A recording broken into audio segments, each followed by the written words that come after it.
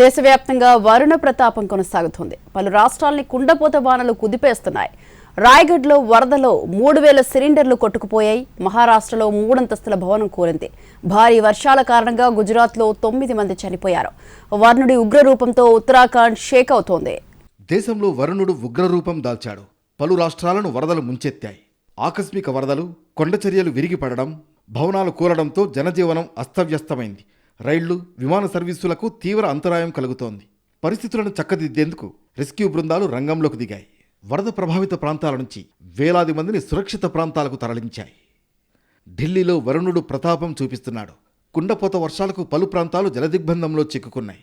రోహిణి ప్రాంతంలో కొత్తగా నిర్మిస్తున్న 4 అంతస్తుల భవనం కుప్పకూలి 3 ప్రాణాలు కోల్పోయారు. ఎడతెరిపి లేకుండా కురుస్తున్న వర్షాల కారణంగా అక్షర్ధామ్ ఆలయం సమీపంలో వాహనాల రాకపోకలకు అంతరాయం ఏర్పడింది. ఘజియాబాద్, గ్రేటర్ నోయిడా, గురుగ్రామ్లో భారీ వర్షాల కారణంగా రోడ్లు నదులను తలపించాయి. మహారాష్ట్రలోనూ వాన బీభత్సం కొనసాగుతోంది. పింప్రి చించ్వాడ్లో కొండలా పేరుకుపోయిన చెత్తకుప్ప కూలి 3 అంతస్తుల భవనం దెబ్బతింది. ఈ ఘటనలో 9 మందిని విపత్తు నిర్వహణ బృందాలు రక్షించాయి. మరో 11 మంది శిథిలాల కింద చిక్కుకుపోయారు. వారి కోసం సహాయ చర్యలు కొనసాగుతున్నాయి. థానే జిల్లాలో కొన్ని రోజులుగా కురుస్తున్న భారీ వర్షాల కారణంగా 3 ప్రాణాలు కోల్పోయారు. 800 మందిని అధికారులు సురక్షిత ప్రాంతాలకు తరలించారు. ఇక ముంబై వరద గుప్పిట్లోనే వణుకుతోంది. ఉరుములతో కూడిన జల్లులు పడడంతో లోకల్ రైళ్ల రాకపోకలకు తీవ్ర అంతరాయం ఏర్పడింది. వసాయి, విరార్ సెక్షన్లో నీరు నిలిచి గుజరాత్ వైపు వెళ్లే రైళ్ల రాకపోకలకు ఆటంకం కలిగింది. భోర్ఘాట్ ప్రాంతంలో కొండచర్యలు విరిగిపడి ముంబై పుణే మార్గంలో రైల్వే సేవలకు అంతరాయం ఏర్పడింది. రాబోయే రోజుల్లో మహారాష్ట్ర వ్యాప్తంగా భారీ వర్షాలు కురుస్తాయని, ప్రజలంతా అప్రమత్తంగా ఉండాలని వాతావరణ శాఖ వార్నింగ్ ఇచ్చింది. భారీ వర్షాల కారణంగా 3000కు పైగా గ్యాస్ సిలిండర్లు వరద నీటిలో కొట్టుకుపోయాయి. రాయగఢ్ జిల్లాలోని హెచ్పీసీఎల్ పాతాల్గంగా ఎల్పీజీ బాట్లింగ్ ప్లాంట్ జలమయమైంది. వరద ప్రవాహ తీవ్రతకు 3000 వరకు సిలిండర్లు పాతాళగంగ నదిలోకి కొట్టుకుపోయాయి. వాటిలో కొన్ని ఖాళీవి కూడా ఉన్నాయి.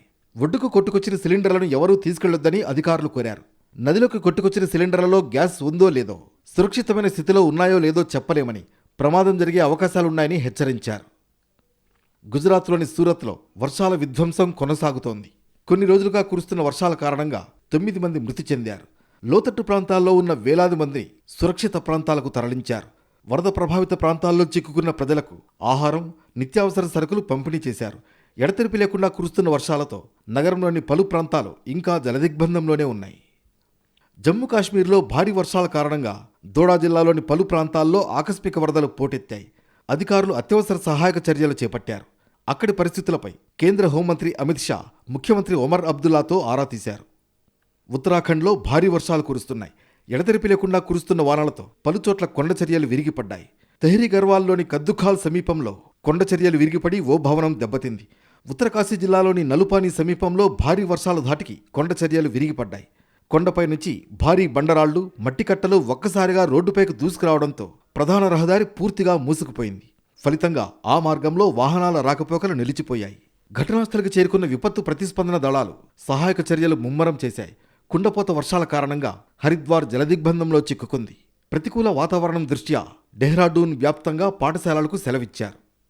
రాబోయే రోజుల్లో దేశంలోని పలు ప్రాంతాల్లో భారీ నుంచి అతి భారీ వర్షాలు కురిసే అవకాశం ఉందని భారత వాతావరణ శాఖ హెచ్చరించింది. నైరుతి రుతుపవనాలు విస్తరించడంతో దేశంలో విస్తారంగా వర్షాలు పడుతున్నాయి.